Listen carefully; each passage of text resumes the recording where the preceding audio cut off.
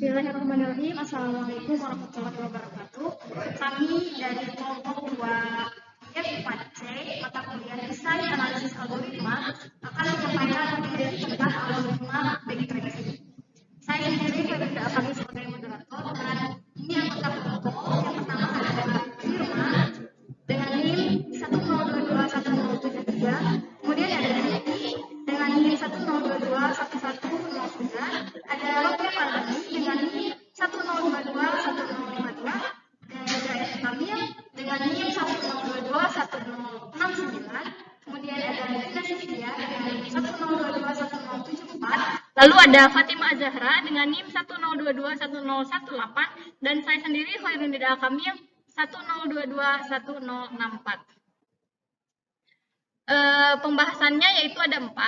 Yang pertama, apa itu algoritma backtracking yang akan disampaikan oleh Fatima Azahra, dan yang kedua ada properti umum dalam algoritma backtracking yang akan disampaikan oleh Yanti dan saya sendiri, dan kemudian yang ketiga ada contoh soal yang akan disampaikan oleh kami bersama dalam pembagian 2 soal, yaitu yang pertama sudoku yang akan disampaikan oleh Fatima, Gina, Yanti, dan Robi. Kemudian graf pewarnaan akan disampaikan oleh saya sendiri, Riza, dan Firman.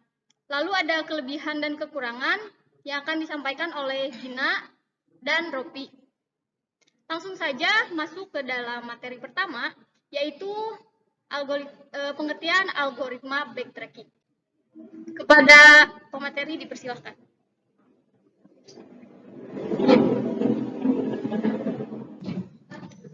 Baik, terima kasih kepada moderator yang telah melibatkan saya untuk menyampaikan materi. Perkenalan, apa itu algoritma backtracking? Algoritma runut balik pertama kali diperkenalkan oleh Dr. Henry Lehner pada tahun 1950. Algoritma ini cukup praktis digunakan dalam beberapa penyelesaian masalah juga memberikan kecerdasan buatan dalam diri. Beberapa game populer seperti sudoku, labirin, catur juga bisa diimplementasikan dengan menggunakan algoritma runut balik. Algoritma runut balik atau backtracking merupakan algoritma yang digunakan untuk mencari solusi persoalan secara lebih praktis daripada menggunakan algoritma brute force. Algoritma ini akan mencari solusi berdasarkan ruang solusi yang ada secara sistematis, namun tidak semua ruang solusi akan diperiksa, hanya pencarian yang mengarah kepada solusi yang akan diproses. Backtracking dapat dipandang sebagai salah satu dari 2 hal sebagai berikut. Yang pertama ada sebagai sebuah fase di dalam algoritma traversal DFS. Yang kedua sebagai sebuah metode pemecahan masalah yang mampus, terstruktur, dan sistematis. Algoritma runut balik merupakan perbaikan dari exhaustive search. Pada exhaustive search, semua kemungkinan solusi dieksplorasi satu persatu. Pada backtracking, hanya pilihan yang mengarah ke solusi yang dieksplorasi. Pilihan yang tidak mengarah ke solusi tidak dipertimbangkan lagi. Memangkas atau pruning simpul-simpul yang tidak mengarah ke solusi. Terima kasih, saya kembalikan ke moderator. Materi 2, properti umum dalam backtracking.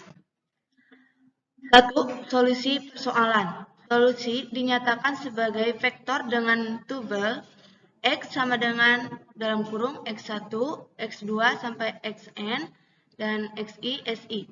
Mungkin saja S1 sama dengan S2 sama dengan titik-titik sama dengan Sn.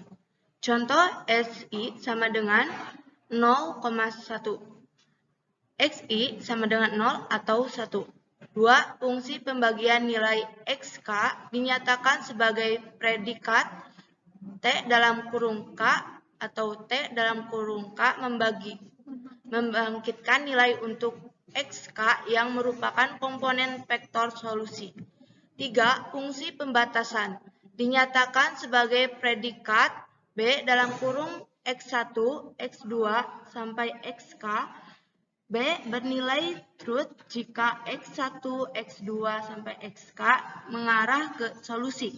Jika truth, maka pembangkitan nilai untuk Xk tambah 1 dilanjutkan, tetapi jika plus maka X1, X2, sampai Xk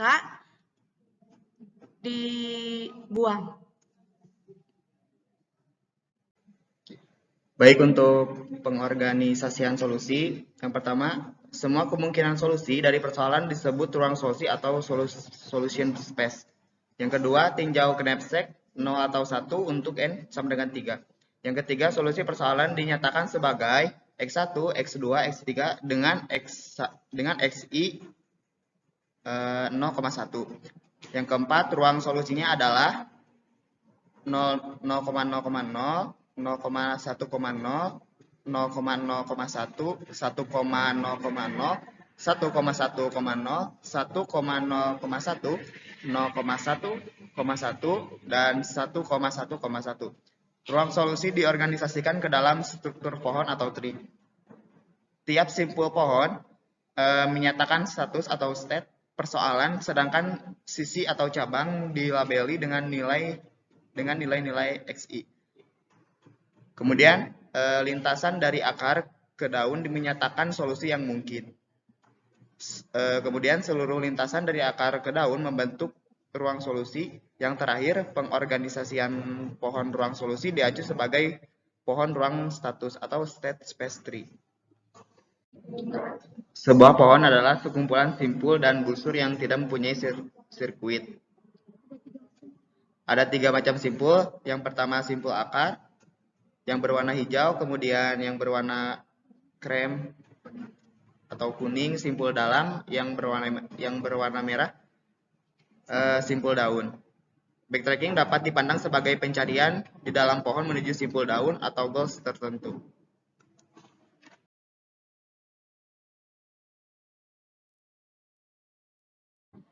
Baik, selanjutnya ada prinsip pencarian solusi dengan algoritma runut balik. Solusi dicari dengan membangkitkan simpul-simpul status sehingga menghasilkan lintasan dari akar ke daun. Aturan membangkitkan simpul yang dipakai adalah mengikuti aturan depth first order atau DFS. Simpul-simpul yang sudah dibangkitkan dinamakan simpul hidup atau live node. Simpul yang sedang diperluas dinamakan simpul E atau expand node. Tiap kali simpul E diperluas, lintasan yang dibangun olehnya bertambah panjang. Jika yang sedang dibentuk tidak mengarah ke solusi, maka simpul E tersebut dimatikan, sehingga menjadi simpul mati atau dead node. Fungsi yang digunakan untuk mematikan simpul E adalah dengan menerapkan fungsi pembatas atau bounding function. Ketika sebilah simpul berarti, maka secara implisit kita telah memangkas atau pruning simpul-simpul anaknya. Jika pembentukan lintasan berakhir dengan simpul mati, maka proses pencarian backtrack ke simpul pada aras di atasnya. Lalu diteruskan dengan membangkitkan simpul anak yang lainnya. Selanjutnya, simpul ini menjadi simpul E yang baru. Pencarian dihentikan bila telah sampai pada goal node. Ditinjau dari persoalan 1/0, knapsack dengan instansiasi N sama dengan 3, W1, W2, W3 sama dengan 35, 32, 25, P1, P2, P3 sama dengan 40, 25, 50 M. Solusi dinyatakan sebagai X, X1, X2, X3, XI, lalu himpunan 0,1. Fungsi constraint dapat dianggap sebagai bounding function.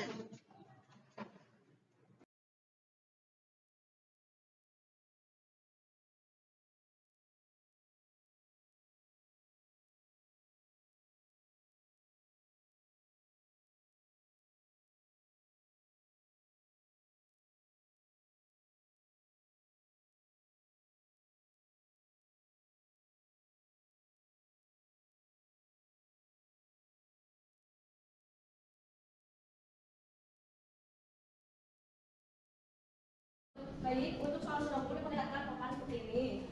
Baris pertama, kandidat angka yang layak pada kotak 1 baris 1 kolom 4 adalah 2, 4, dan 5. Angka dikatakan layak apabila tidak terdapat angka yang sama pada baris, kolom, dan blok. Sesuai urutan angka, maka pilih angka 2 terlebih dahulu di kolom 4, di baris 1 kolom 4.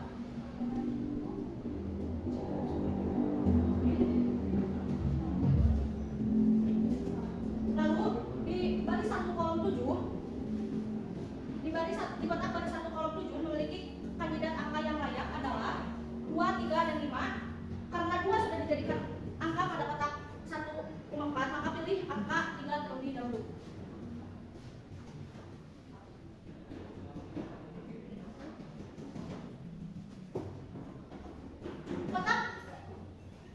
Kotak 1 baris 1 kolom 8 memiliki kandidat angka yang layak adalah 2 dan 4. Kandidat kotak 1 baris 1 kolom 9 memiliki kandidat angka yang layak adalah 4 dan 5. Nah, di baris 1 kolom 8 kita isi 4, di baris 1 kolom 9 kita isi 5. Baik, setelah kita isi, kita akan gambarkan ke pohon FS.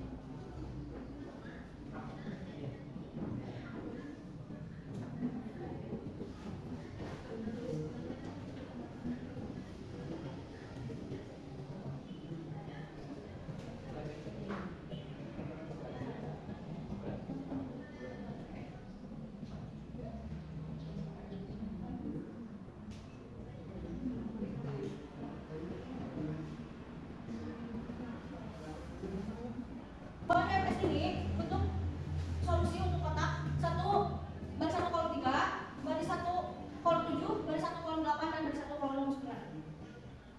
Beruntung adalah angka 2, 3, 4, dan 5 dan terdapat sebanyak 4 angka. Isi solusi tersebut pada kotak kosong baris pertama. Dari selanjutnya kandidat yang cocok pada baris kedua kolom pertama yaitu angka 3.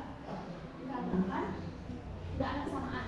Lalu pada baris kedua kolom kedua yaitu angka 4. Lalu pada baris kedua kolom ketiga yaitu angka 9. Pada baris kedua kolom keempat yaitu angka 5. Dan pada baris kedua kolom ke-8 yaitu angka 2.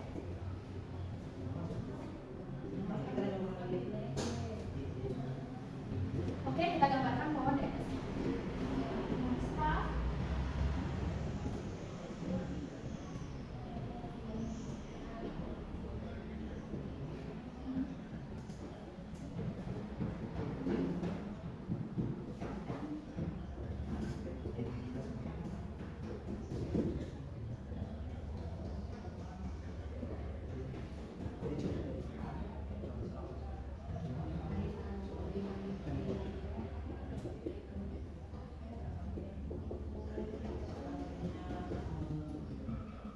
Nah, pada pohon FS ini menunjukkan penyelesaian dari solusi-solusi kotak baris kedua. Baik, untuk baris yang kedua terdapat kotak kosong pada baris kedua kolom pertama, lalu ada baris kedua kolom kedua, dan ada baris kedua kolom ketiga, lalu ada baris kedua kolom keempat, dan ada baris kedua kolom ke-8. Dapat dilihat pada baris kedua kolom pertama yaitu angka 3, baris kedua kolom kedua yaitu angka 4, dan baris kedua kolom ketiga yaitu angka 5, baris kedua kolom ke-8 yaitu angka 2. Di baris kedua kolom ketiga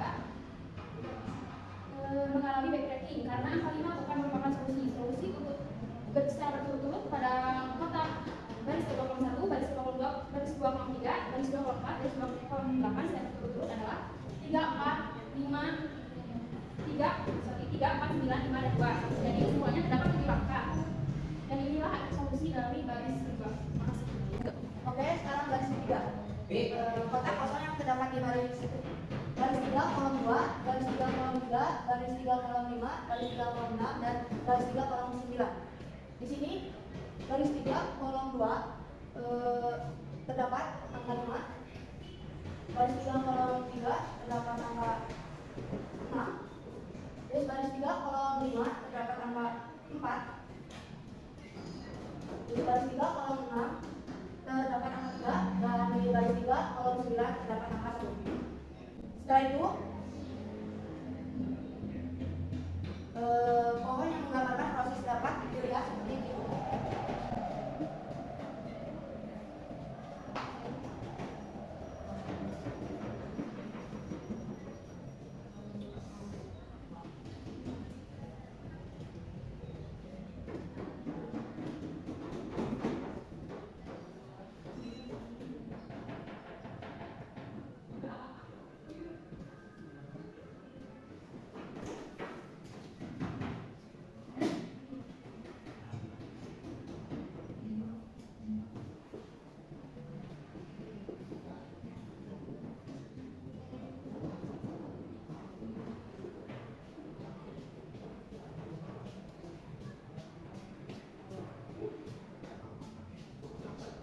Oke, di sini hasil dari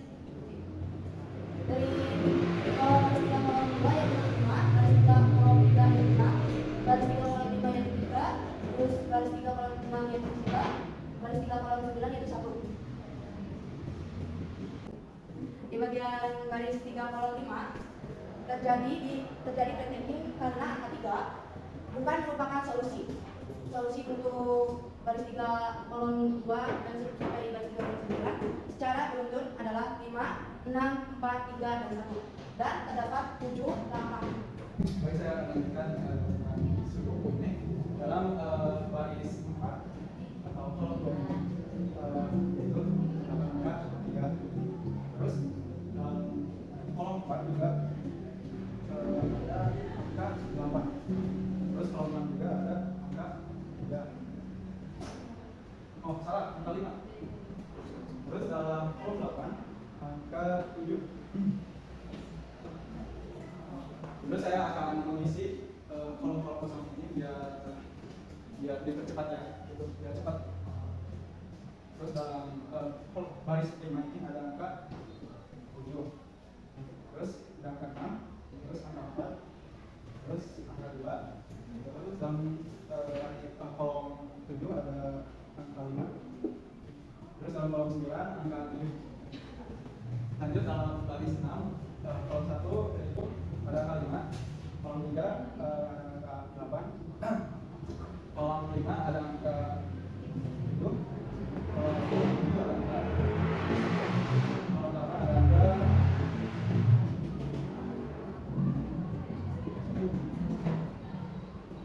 Terus dalam baris 7 itu kolom pertama, kolom 2 itu ada angka 2. Terus kolom 3 ada angka 7, kolom 4 ada angka 6, kolom 5 ada angka 5, kolom 6 ada angka 8, terus kolom 7 ada angka 9. Terus dalam barisan baris 8, kolom 3 ada angka 5, kolom 4 ada angka 4, kolom 5 ada angka 3, terus kolom 6 ada angka 2, dan kolom terakhir ada angka 8. Terus dalam barisan terakhir yaitu baris 9, kolom pertama itu ada angka 6, kolom 3 itu ada angka 3, kolom 4 itu ada angka 9, kolom 5 itu ada angka 1, terus kolom 7 ada angka 2, terus kolom 9 ada angka 4. Sekian dari pemaparan ataupun mengenai tentang suluk ini. Kolom 2 ada 9 dan semoga juga ada 9. Baik, untuk soal kedua yaitu pewarnaan graf. Terdapat matris hubungan antara siswa dan kegiatan ekstrakurikuler yang ditandai dengan V1 itu sebagai tanda ekstrakurikuler musik, V2 yaitu fotografi, V3 sepak bola, V4 karya ilmiah, dan V5 pramuka. Mengikuti dari tabel ekstrakurikuler, catatan siswa yang mengikuti beberapa ekstrakurikuler. Di sini tertulis siswa A mengikuti 2 ekstrakurikuler yaitu musik dan karya ilmiah. Nah, untuk di tabel matriksnya ini tanda centang ditulis dengan angka 1 dan kemudian yang kosongnya itu ditulis dengan angka 0. Seperti sebagai berikut.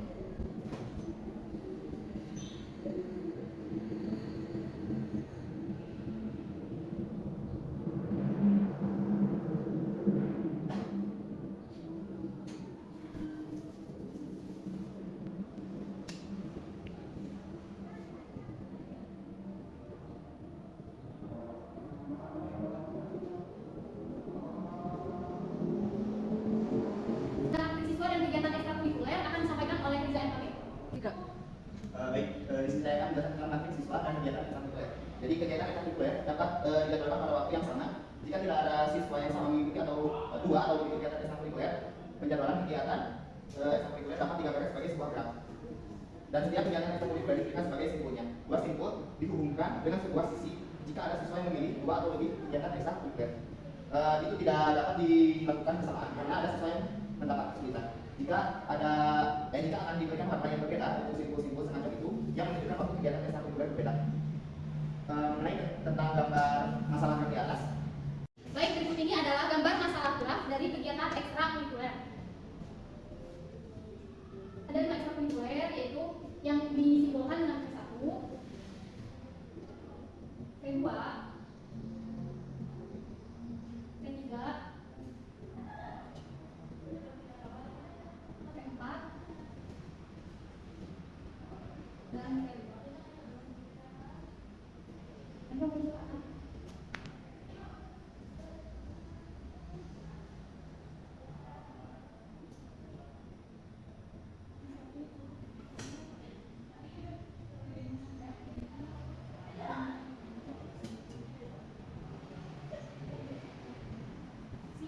Oke, ini untuk gambar A.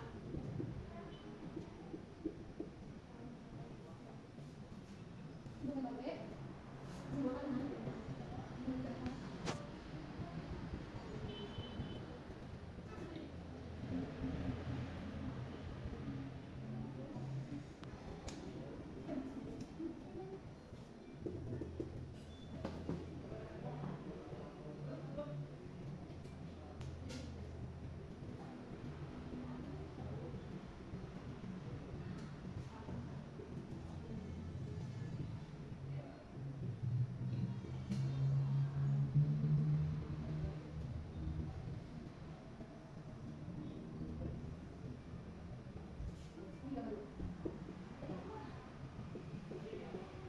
baik, jadi ini gambar dari graf dari aktif siswa dan kegiatan ekstrakurikulernya. Nah, seperti yang tadi dibahas di awal, di mana ketika siswa memilih dua ekstrakurikuler, maka sisi matinya itu dihubungkan setiap sisinya dengan gambar graf seperti ini. Ini kan P1. Ini siswa yang memilih ekstrakurikuler P1 dan memilih ekstrakurikuler P4, maka di sini dihubungkan. Ya. Terus yang kedua ada siswa B, dia memilih ekstrakurikuler yang ketiga, nah sini. Terus ada lagi siswa C, dia memilih ekstrakurikuler P2 dan P5, di mana nanti sisi dua ini dihubungkan dengan P5. Terus ada siswa D juga memilih dua ekstrakurikuler, di mana dia memilih ekstrakurikuler P1 dan P5. Nah itu juga dihubungkan, ini yang kita lihat di sini. Nah, dan seterusnya seperti siswa M dan siswa E, F, G, dia memilih dua ekstrakurikuler yang berbeda-beda, di mana setiap ekstrakurikulernya dihubungkan dan setiap sisinya dilengkap di sini. Nah, setelah itu, untuk yang gambar B, sebenarnya kurang lebih sama dengan gambar A. Untuk perbedaannya, intinya kegiatan ekstrakurikuler yang bisa dilaksanakan bersamaan yaitu ekstrakurikuler P1, P2, dan P3. Nah, sedangkan ekstrakurikuler P4 dan P5 bisa dilaksanakan bersama juga dalam waktu yang berbeda. Nah,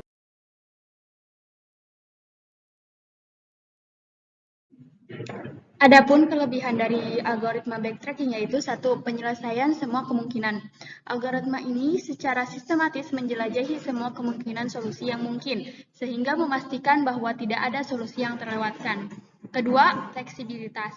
Dapat diterapkan pada berbagai jenis permasalahan termasuk yang melibatkan kombinatorik, optimisasi, dan pemrosesan struktur data kompleks. Ketiga, efisien untuk permasalahan dengan solusi terbatas. Cocok digunakan ketika sejumlah solusi yang mungkin terbatas sehingga dapat menghindari pemeriksaan yang tidak perlu. Adapun kekurangan dari algoritma backtracking, yang pertama penyusunan solusi yang tidak optimal, tidak selalu menghasilkan solusi optimal, terutama jika tidak ada metode pruning yang diterapkan. Itu yang pertama. Yang kedua ada kelelahan memori. Implementasi algoritma ini menggunakan rekursi dapat memakan banyak memori jika struktur data yang digunakan tidak dioptimalkan. Terus yang ketiga, yang terakhir, kompleksitas waktu. Pada kasus-kasus tertentu dapat memiliki kompleksitas waktu yang tinggi, terutama ketika jumlah langkah-langkah dan kemungkinan solusi sangat besar.